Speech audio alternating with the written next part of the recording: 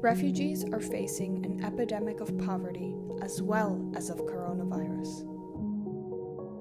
Syrian and Venezuelan women who flee currently encounter severe challenges, particularly the lack of regular migration status, which prevents their inclusion in host countries' formal economies. In Norte de Santander, where the majority of Venezuelans in Colombia are located, over 68% lack legal status. Meanwhile, in Lebanon, 74% of displaced Syrians have no valid residency or legal status according to UNHCR. What does this lack of status mean for refugee women's survival?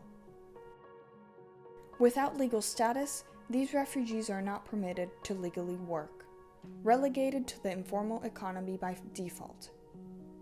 This informal work translates into labor instability, low wages, and a lack of protection mechanisms.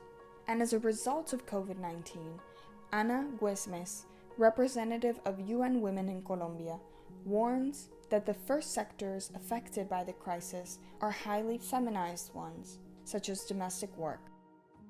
According to UNHCR, the majority of Syrian refugees were already living below the poverty line prior to the pandemic, and Venezuelan refugees were not better off.